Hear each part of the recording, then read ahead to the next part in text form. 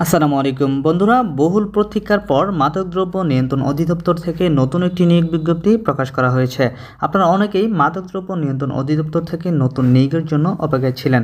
তো ফাইনালি কিন্তু মাদকদ্রব্য নিয়ন্ত্রণ অধিদপ্তর থেকে নতুন একটি নিয়োগ বিজ্ঞপ্তি প্রকাশিত হয়েছে, যেখানে আপনারা এসএসসি পাশেও আবেদন করতে পারবেন।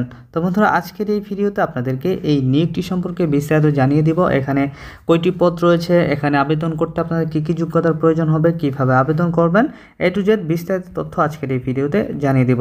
সো অবশ্যই ভিডিওটি না টেনে শেষ পর্যন্ত দেখে যাবেন। তো মূল ভিডিওতে যাওয়ার আগে এখনও যারা আমাদের এই চ্যানেলটি সাবস্ক্রাইব করেনি, রিকোয়েস্ট থাকবে পরবর্তী ভিডিও পেতে চ্যানেলটি সাবস্ক্রাইব করে পাশে থাকা বেল বাটনটি বাজিয়ে দেওয়ার। তো বন্ধুরা, আপনারা স্ক্রিনে দেখতে পাচ্ছেন যে মাদকদ্রব্য নিয়ন্ত্রণ অধিদপ্তর থেকে কিন্তু গত 14 অক্টোবর নতুন একটি নিয়োগ বিজ্ঞপ্তি প্রকাশিত হয়েছে। তো এখানে বলা হয়েছে যে স্বরাষ্ট্র মন্ত্রণালয়ের সুরক্ষা সেবা বিভাগের অধীন মাদকদ্রব্য নিয়ন্ত্রণ অধিদপ্তরের রাজস্ব খাতভুক্ত নিম্নবর্ণিত শূন্যপদে অস্থায়ী ভিত্তিতে সরাসরি নিয়োগের উদ্দেশ্যে বিজ্ঞপ্তিতে বর্ণিত নিয়মাবলী ও শর্ত সাপেক্ষে বাংলাদেশের সকল জেলার স্থায়ী নাগরিকদের নিকট হতে অনলাইনে আবেদনপত্র আহ্বান করা যাচ্ছে। তো বন্ধুরা, আপনারা অনেকেই অস্থায়ী ভিত্তিতে শুনে একটু হতাশ হবেন। তো এটা অস্থায়ী, সকল সরকারি নিয়োগগুলাই কিন্তু অস্থায়ীভাবে হয় এবং পরবর্তীতে কিন্তু তাদেরকে কিন্তু স্থায়ী করে নেওয়া হয়।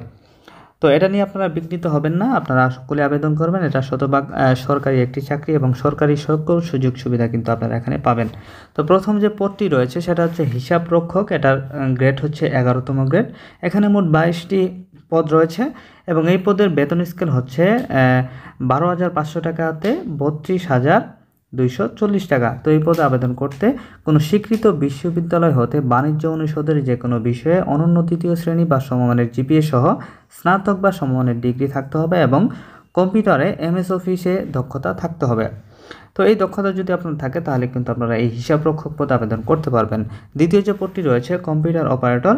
এটা গ্রেড হচ্ছে 13তম গ্রেড। এখানে 15 জন জনবল নিয়োগ করা হবে। এটা বেতন স্কেল হচ্ছে সর্বনিম্ন 11,000 টাকা হতে 26,590 টাকা পর্যন্ত। তো এখানে আপনার শিক্ষকতার যোগ্যতা হতে হবে কোনো স্বীকৃত বিশ্ববিদ্যালয় হইতে বিজ্ঞান বিভাগে স্নাতক সম্মান বা সমমানের ডিগ্রি থাকতে হবে এবং সরকারি প্রতিষ্ঠানের কম্পিউটার পার্সোনেল নিয়োগ বিধিমালা 2019-এর তফসিল 2 অনুযায়ী গৃহীত পরীক্ষায় উত্তীর্ণ হতে হবে। অর্থাৎ একটা কম্পিউটার পরীক্ষা হবে, সেই কম্পিউটার পরীক্ষাতে কিন্তু আপনাদেরকে উত্তীর্ণ হতে হবে। তৃতীয় যে পদটি রয়েছে অফিস সহকারী কাম কম্পিউটার মুদ্রাক্ষরিক। এখানে 16তম গ্রেড। এখানে 27 জন জনবল নিয়োগ করা হবে। এটার বেতন স্কেল হচ্ছে 9,300 টাকা হতে 22,490 টাকা। তো এখানে আবেদন করতে আপনি জাস্ট কোনো স্বীকৃত বোর্ড হতে উচ্চ মাধ্যমিক স্কুল সার্টিফিকেট অর্থাৎ এইচএসসি পরীক্ষা বা সমমানের পরীক্ষায় উত্তীর্ণ হলে আবেদন করতে পারবেন। এখানে কিন্তু নির্দিষ্ট করে কোনো পয়েন্ট বলা নেই যে আপনাকে 3 পয়েন্ট পেয়ে উত্তীর্ণ হতে হবে বা 4 পয়েন্ট পেয়ে উত্তীর্ণ হতে হবে। জাস্ট আপনি এইচএসসি পরীক্ষায় পাশ করলেই কিন্তু এখানে আবেদন করতে পারবেন। দ্বিতীয়ত হচ্ছে কম্পিউটার ব্যবহার সংক্রান্ত ওয়ার্ড প্রসেসিং, ডাটা এন্ট্রি ও টাইপিং ইত্যাদির ক্ষেত্রে সর্বনিম্ন গতি বাংলায় প্রতি মিনিটে 20 শব্দ এবং ইংরেজিতে প্রতি মিনিটে 20 শব্দ আপনার স্পিড কিন্তু থাকতে হবে। তো এই যোগ্যতা যদি আপনার থাকে তাহলে কিন্তু আপনারা এই পদটিতে আবেদন করতে পারবেন।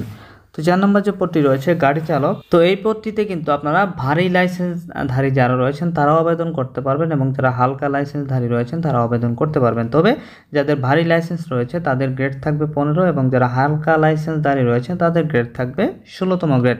তো এখানে কিন্তু 12 জন জনবল নিয়োগ করা হবে। অর্থাৎ ভারী লাইসেন্সের বেতন স্কেল এখানে দেওয়া হয়েছে এবং হালকা লাইসেন্সের বেতন স্কেল দেওয়া হয়েছে।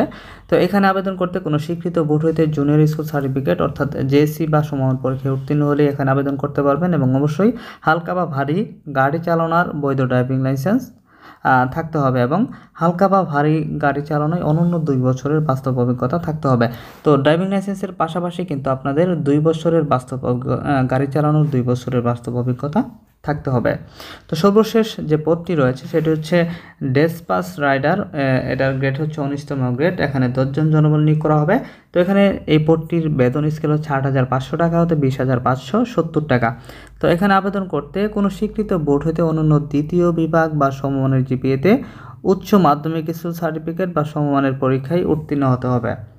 অর্থাৎ এইচএসসি পরীক্ষাতে কিন্তু আপনাদেরকে উত্তীর্ণ হতে হবে এই পদটিতে আবেদন করার জন্য।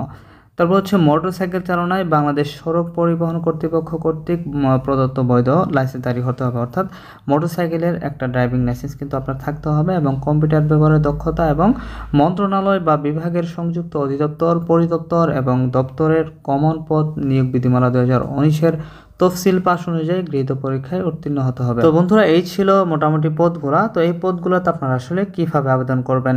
তো বন্ধুরা, এই পদগুলি আবেদন করার জন্য আপনাদেরকে চলে যেতে হবে dnc.teletalk.com.bd এই ওয়েবসাইটে। তো এই ওয়েবসাইটে গিয়ে কিন্তু আপনারা আবেদনপত্রটি পূরণ করতে পারবেন। তো আপনাদের আবেদন শুরু হবে আগামী 20 অক্টোবর সকাল 10টা হতে এবং আবেদন শেষ হবে 21শে নভেম্বর 2024 বিকাল 5 ঘটিকায়। তো এইখানে আবেদন করতে কিন্তু আপনাদের 335 টাকা জমা দিতে হবে, অর্থাৎ প্রত্যেক পদের জন্য কিন্তু আলাদা আলাদা টাকা জমা দিতে হবে।